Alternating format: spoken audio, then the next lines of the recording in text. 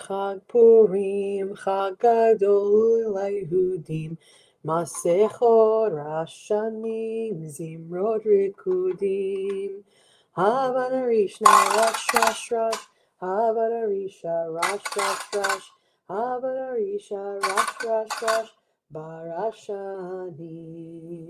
Purim Day, it's a happy holiday.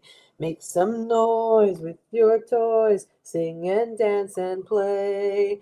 Let's hear the grogger, rosh. Let's hear the grogger, rosh. Let's hear the grogger, rosh, when Haman's name they say. Chag Purim, Chag Gadol Layehudim, Masechot Rashanim, Zimrod Rikudim, Havana Risha, Rash, Havana Risha, Rash, Havana Risha, Rash, Barashanim. Purim Day, it's a happy holiday. Make some noise with your toys, sing and dance and play. Let's hear the grogger, rosh. Let's hear the grogger, rosh. Let's hear the grogger, rosh, when Haman's name they say. Al ha-nisim ve'al ha-porkan ve'al ha-givurot ve'al ha-truot ve'al ha-milchamot she'asita lavoteinu Bayamim hahem bazman hazeh.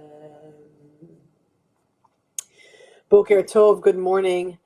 It is Purim. It is the official reading of Megillat Esther. It is the official holiday where our Jewish heritage is this rich treasury of wisdom and wit and a history it is. One of the greatest challenges facing us is that we continue to find ourselves in these trying times with oppressors and enemies.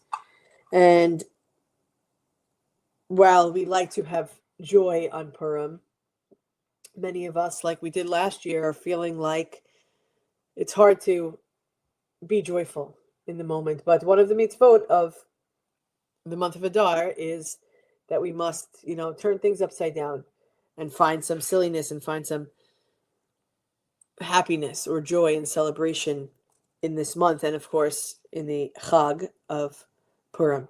So a funny thing this morning, Ellis was sending my sister a message to say, Happy Purim, and then he wanted to say it in Hebrew as he remembered it.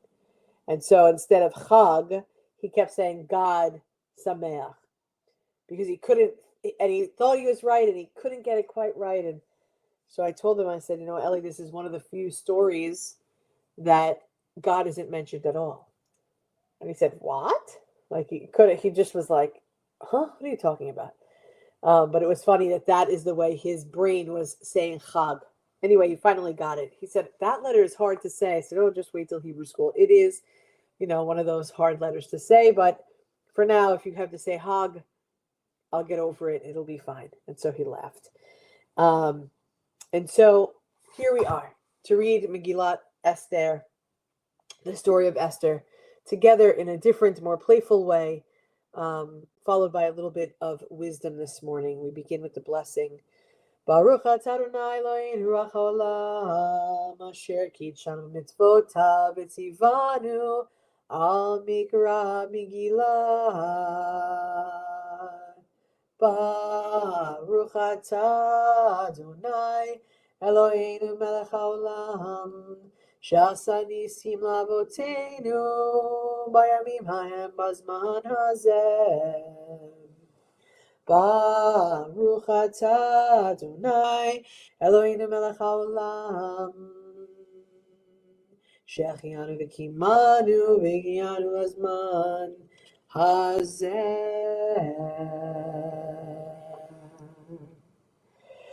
Once upon a time, in the time of Achashverosh, Now this was the Achashverosh, whose empire extended all the way from India to Ethiopia.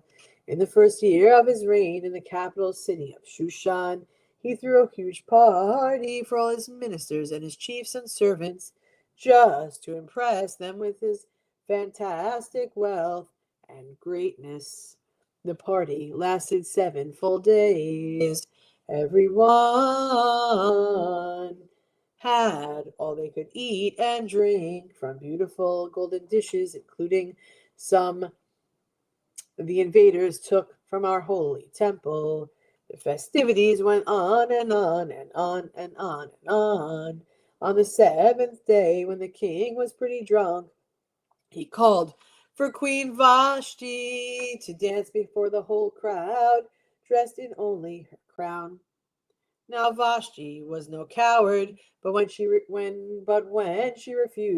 the king's rage boiled over. Vashti was fired as the queen and banished from Shushan forever. Not long afterward, when the king sobered up, he wondered what to do for a new queen. His ministers advised him to have a beauty contest so the most gorgeous woman in the whole empire would be his new queen. So and so Mordechai, the Jew, sent his niece Esther, sometimes referred to as his cousin Esther, to try out for the job. And Esther was the most beautiful of all. So she became the queen of the Persian Empire. Esther was careful and didn't tell anyone that she was a Jew. Her uncle Mordecai would sit outside the palace to keep in touch with Esther. Now, just in case you think that this is the end of the story, hang on. There's a lot more to come. One day, Mordecai heard 2 guards plotting to murder the king. Mordecai reported that which he had heard, and the king's life was saved. For this, nobody thanked him, but his name was written in the king's records. Sometime after all these happenings, the king appointed a new prime minister. His name was the king's new minister had a very big ego and loved to have people bow down to him. One day, he and his officers passed before Mordecai, who, as usual, was sitting at the palace gate. But Mordecai refused to bow down to him.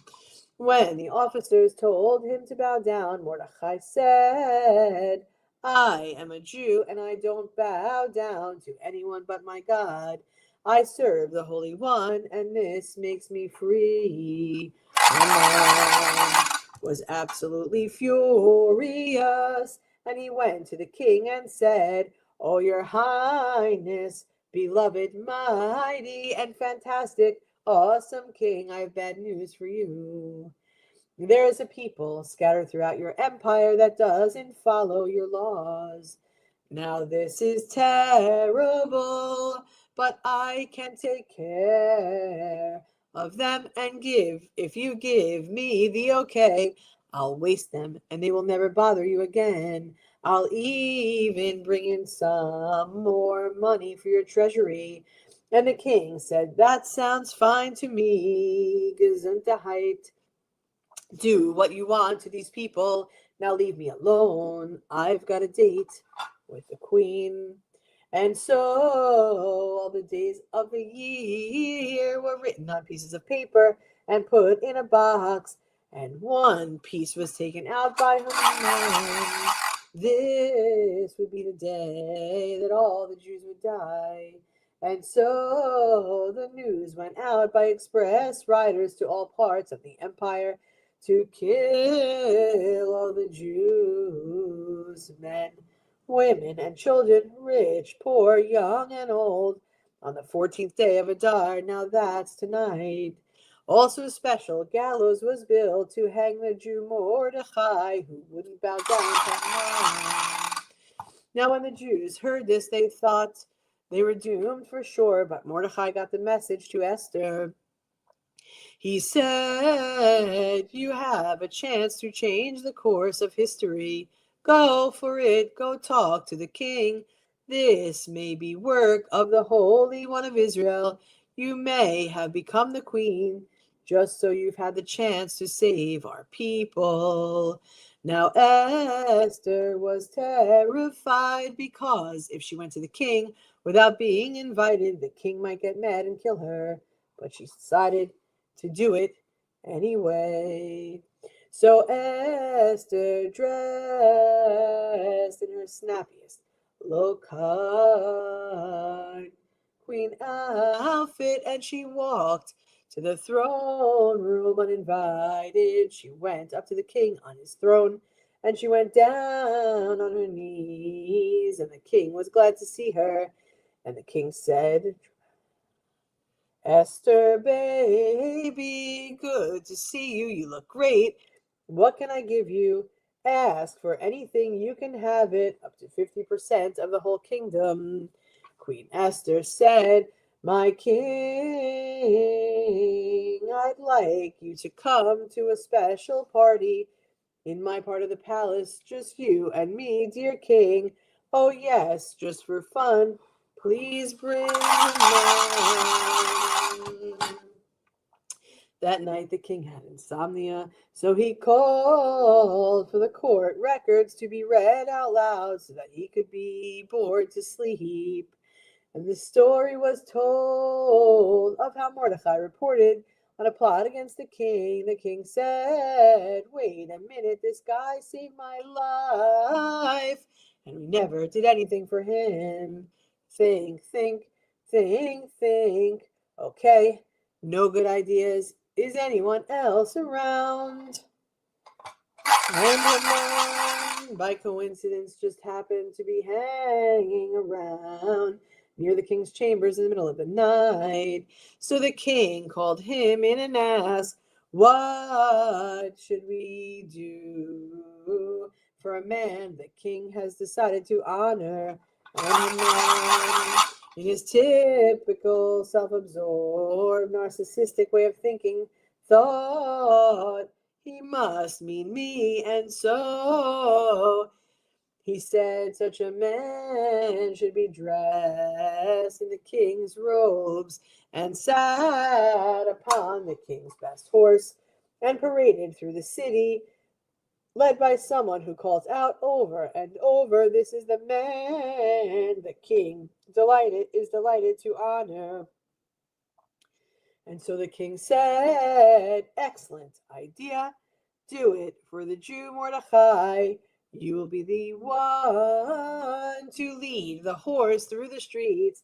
Make it so. Let it be written. So let it be done." And so the next night, after the end, after a very, very long day, Haman dragged himself home and told the whole pathetic story to his wife and followers. His wife said, "What? And you want to whack this guy? Are you out of your mind? Forget about it. This is not a coincidence. This dude is nothing but trouble. His karma will run over your dogma." But at that very moment, the king's guards came knocking at the door to escort Haman to his fateful dinner. And so the king went to Esther's party. The king was in a good mood and said to Esther, "Tell me, dear queen, what do you want now? It shall be my royal command." And Esther cried out, "Save my life. Someone is trying to murder me and all my people. Save me, oh please save me." And the king shouted, "Who, what, where, who could do such a terrible thing?" And Esther said, this evil one knows."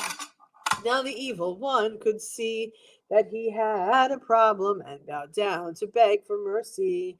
but he just happened to trip over Esther's gown, pulling it down, and he landed on top of Esther. And the king said, "What? How dare you try to make whoopee with the queen? Get your hands off the royal assets, boy, you heap of trouble." He gave orders to the guard to come, handcuffs and chains and very unfriendly expressions, and took away Haman.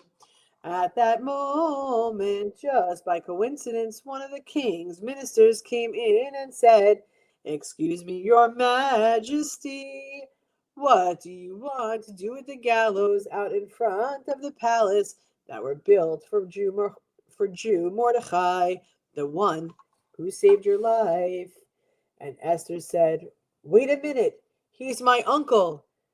And the king said, "What? No more, minister, nice guy. Use the gallows on Haman. Hang him." Now the story's not quite over. The king didn't like to change his orders once he'd given them, so the order to kill all the Jews was still in force. But Esther begged and pleaded, and the king gave the order that the Jews could defend themselves, so that when their enemies came to attack them, the Jews survived by fighting back. Then the king made Mordecai his new prime minister, and he gave him a very snazzy palace of his own, which incidentally had belonged to Haman. And almost everyone lived happily ever after. Now what can we learn from all of this? As it is written in the book of the wise ones, coincidence is God's way of saying anonymously that if you come to a fork in the road, you should definitely take it. At the end of the day, it will take all when we take off the mask and we wear for the world. Who are we really? We can all be Mordecai and can be Esther. Stand up for justice, don't bow to evil. We serve the Holy One, and this makes us free. Blessed are you, Adonai, our God, Master of all, who helps us in our struggles, who brings our enemies to justice. Blessed are you, whose power and by your power, your people Israel are delivered from their enemies. Amen. Who knows? Perhaps it is for this very moment that you became queen, as it says in the Megillat Esther, chapter 4, verse 14. These are words Mordecai used to encourage Esther to approach the king and risk her life to save the Jewish people. Who knows? In spite of her fears, in spite of the dangers, who knows inspired Esther to act? Who knows is not necessarily the message we look for to motivate our actions, especially when we feel at risk. Most often we want more certainty, assurance that we are making a wise choice, that our actions will make a difference, and we will come through out beyond okay. In the Purim story, who knows gets turned inside out and becomes a motivating force that declares, you are here in the unfolding of the mystery amid forces of change and transformation that are constantly in motion. Don't let uncertainty scare you into hiding. Don't let uncertainty become an excuse not to act. Let the way, let the message, let the mantra, who knows? Let not knowing inspire imagination and creativity. Let not knowing encourage audacious engagement. We do not know what will unfold. We never have and we never will. We do not know what our individual and collective actions will bring. We never did. We never will. What we do know is that right now we are here in a world that is crying out for help. In honor of Purim, in honor of Purim, let us step into the tremors of these times. Let us make our offerings. Let us share our gifts. Let us be daring, bold, determined, and loving. Who knows? Perhaps it's for this very moment that we are here. We are one human family, one heart of abundant love. We love you. We look forward to seeing you tonight at 6:30. Chag Purim Sameach. May we find the joy in the moments of Purim. And let's come back tonight to welcome Shabbat together. Have a great day, everyone. Am Yisrael Chai. Thank you, Esther. Thank you, Mordechai. We are still here. Am Yisrael, Am Yisrael, Am Yisrael Chai. Am Yisrael, Am Yisrael, Am Yisrael Chai. Am Yisrael, Am Yisrael, Am Yisrael Chai. Am Yisrael, Am Yisrael, Am Yisrael Chai. Od Avinu Chai.